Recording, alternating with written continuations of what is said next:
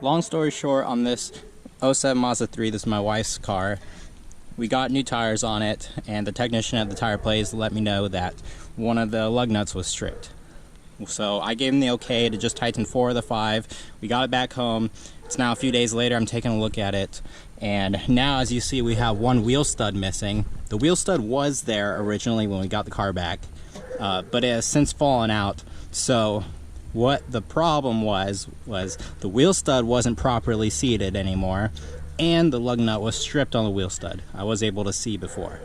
So we're going to repair the wheel stud on this car. So right here I have my new wheel stud. These are like $3. Super easy, super cheap, no big deal. I can handle that.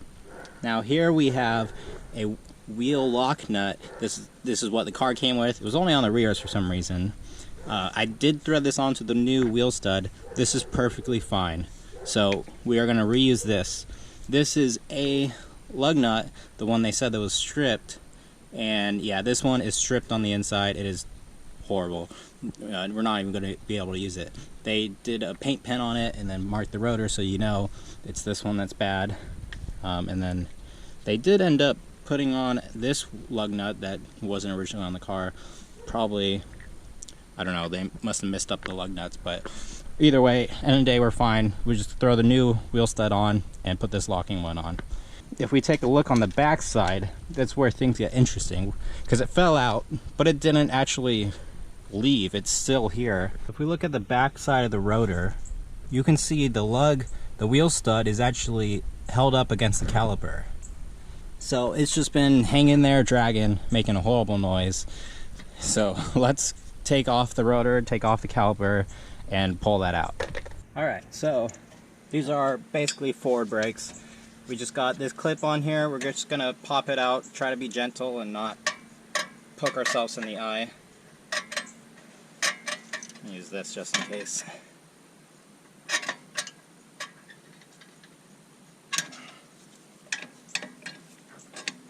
There we go. One spring clip out, and the other one should come out pretty simple.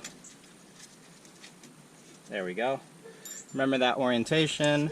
And then the back side is actually this hex head. So this is a HW7 socket, basically a 7mm Allen. Throw it on, and this will take the caliper slide bolt out. It's threaded in, so you don't need to hold it or anything. You can just undo it. Okay, I'm going to do the back side. Now there is a plastic clip that you got to pop off. It looks just like this. It's like a dust seal. Let's undo this bottom caliper. Now these should not be on there that tight.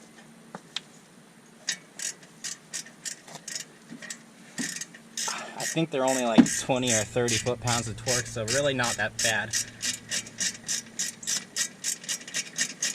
So I'm going to take both these bolts out all the way and then just slide the caliper out. And I'll worry about pushing the piston back in later, since I have a tool for that.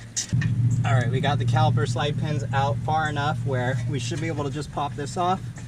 And there we go. And that thankfully didn't give us much of a fight at all. So now I'm just going to put it somewhere safe.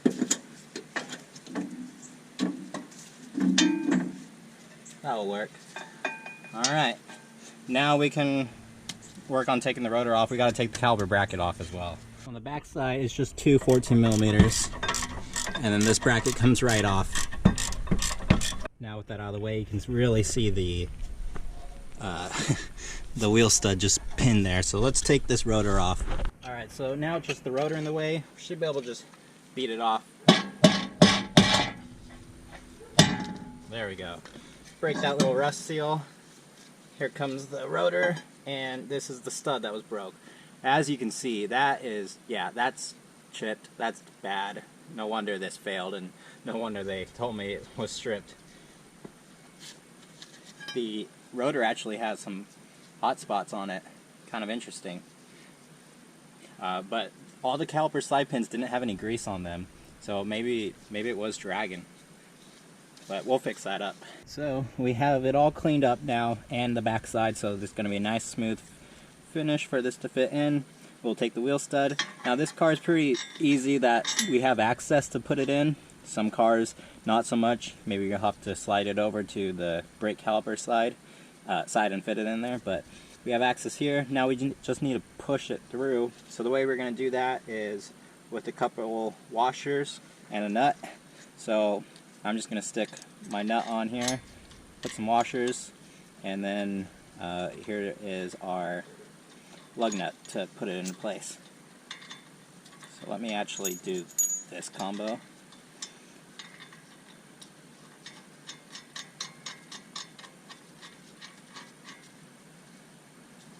Yep, there we go. So now when we tighten this is going to pull the lug or the wheel stud out towards us where it's supposed to be, and then eventually it will seat into place.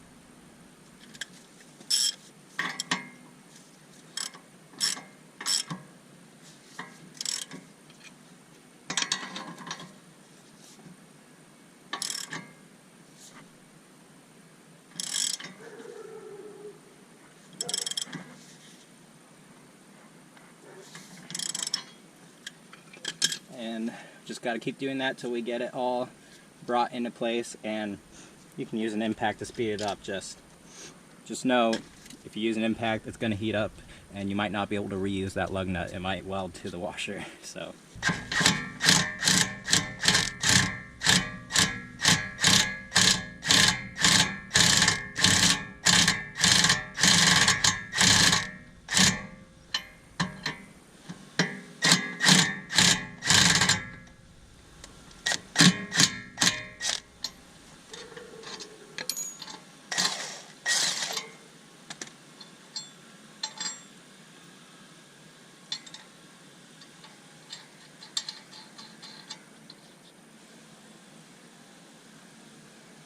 trying to be as careful as I can to make sure I can still reuse this lug nut, because it's all I got.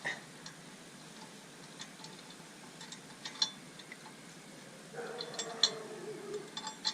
think if I do this, that'll work too.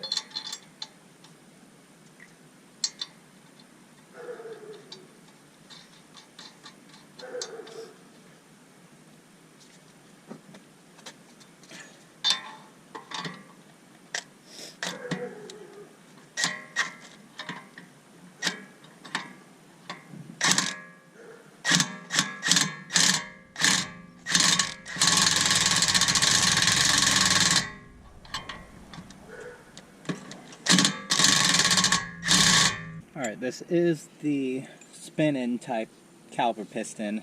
So we want to push it in. We got the tool here. You can rent this, or I just bought it. When you rent it, it always seems like pieces are missing. It's always the one you need. So I'm just going to put this in, and I'm not sure which way it spins. I'm going to try counterclockwise first. Alright, I think it's actually clockwise, but I'm getting it in. It's spinning.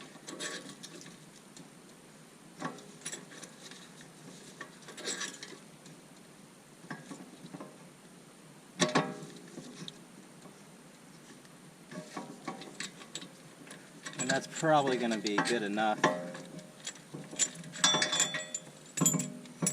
And let's see if that was enough. Clockwise was the way to get it back in. We are good. I did forget to put the rotor on before I put the caliper bracket on, so redid that. So we are good now. Now the slide pins, here's what they look like. So they don't have any grease on them, so I'm just going to put a little bit on, and then I will shove them through their spot. I don't really want it on the threads. I mean, it's not the end of the world, but I just want it in where the seal part of it is.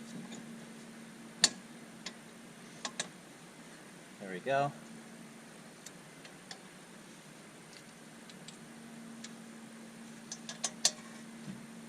Just get a couple threads in by hand, and then I'll go do the other one.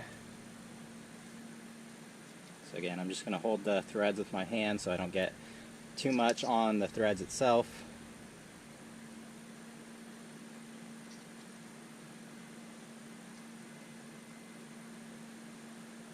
and that'll be plenty.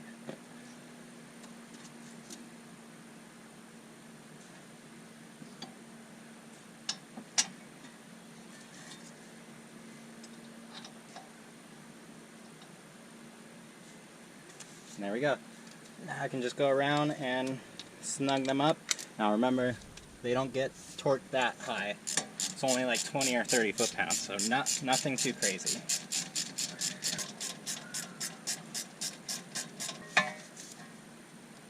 Okay, and that will be good enough.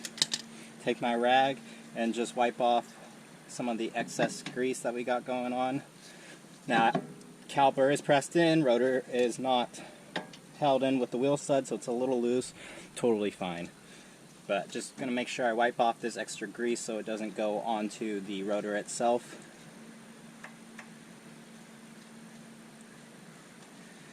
And that should be good. Remember the dust caps on the back.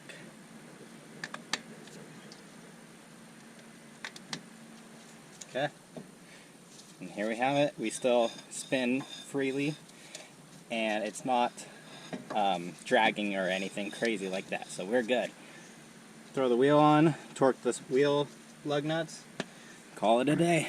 Alright, back on the ground. Let's tighten these. So the spec says about 66 to 86 foot-pounds, or 60 to 86, something like that. I'm just going to go right at 85. I'd rather be tighter than not. And I did remember to put the spring on, as you see. Now, you're not done yet. You have to pump the brake pedal, build that pressure back up in that rear caliper. Make sure you've got brakes before you hand it off to your customer or you drive it. But